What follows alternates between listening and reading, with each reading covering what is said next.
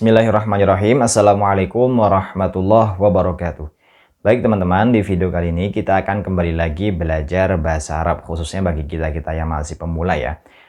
Di video kali ini insya Allah kita akan memaparkan secara singkat apa perbedaan dari nahwu dan sorof, sebelum nanti kita membahas pada pembahasan yang lebih rinci seputar isi dari tema-tema yang ada pada pembahasan nahwu, pada pembahasan sorof juga insya Allah ya, tentunya pada video berikutnya.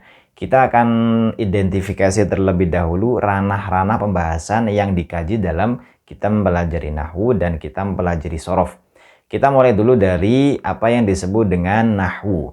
Kalau secara bahasa, nahwu itu adalah contoh ya. Nahwu itu artinya contoh. Kalau secara istilah, barangkali kalau di kitab Jurmiyah, kalau di kitab Imriti itu belum ada definisinya. Kebanyakan ulama-ulama yang mensyarah kitab-kitab tersebut mendefinisikan sendiri. Tetapi kalau kita mau menyederhanakan definisi tersebut, gampangnya, mudahnya, nahwu itu adalah perubahan akhir kata.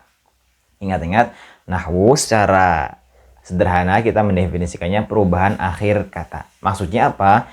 Kita ambil contoh misalnya, kita sering dengar kata muslimun.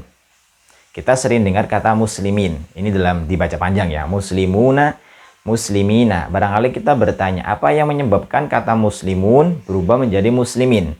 Atau kata lain misalnya, muslimun tanpa panjang ya. Bukan muslimun, tapi bukan muslimun, tapi muslimun. Kenapa kok dalam keadaan tertentu berubah menjadi musliman? Atau dalam keadaan tertentu berubah menjadi muslimin?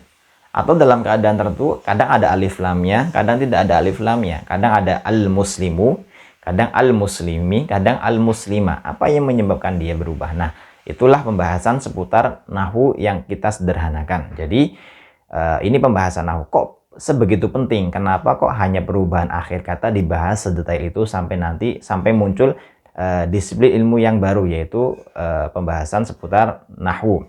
Itu memang sangat penting teman-teman ya, untuk mengidentifikasi. Karena seperti yang kita tahu, bahasa Arab itu berubah harokat saja sudah berubah makna. Berubah kata, berubah huruf, berubah titik itu sudah berubah makna.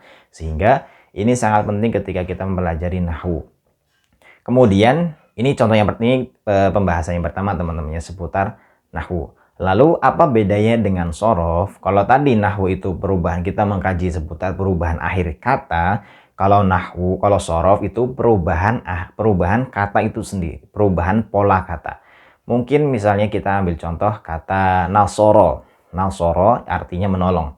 Dalam keadaan tertentu kita bisa merubahnya menjadi tanalsoro. Kita bisa merubahnya menjadi ansoro. Kita bisa merubahnya menjadi tanassoro. Kita bisa merubahnya menjadi istansoro dan sebagainya. Perubahan-perubahan tersebut itu yang disebut dengan sorof.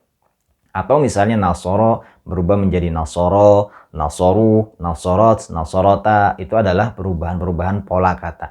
Yang awalnya memiliki akar kata nasoro, kemudian berubah menjadi pola-pola yang tadi kami sampaikan. Apa konsekuensinya? Setiap kali berubah atau bertambahnya sebuah kata, maka akan bertambah pula maknanya. Dalam tanda kutip misalnya, kalau kita mengambil contoh kata nasoro tadi, nasoro artinya menolong. Kalau kita menambah beberapa huruf di dalamnya, misalnya istansoro, maknanya sudah bukan menolong lagi, tapi meminta pertolongan. Nah, itu bisa digambarkan teman-teman ya. Itu yang disebut dengan sorof. Sehingga bisa kita simpulkan bahwa pembahasan seputar nahwu ini fokus pada perubahan akhir kata. Adapun kalau pembahasan seputar sorof fokus pada pembahasan perubahan pola kata itu sendiri. Nanti insya Allah akan kita pelan-pelan membahas seputar apa yang dibahas di dalamnya dalam pembahasan nahwu, dan apa yang dibahas di dalamnya seputar dalam kitab sorof ya. Mungkin ini saja yang dapat kami sampaikan. Semoga bermanfaat. Syukran. Wassalamualaikum warahmatullahi wabarakatuh.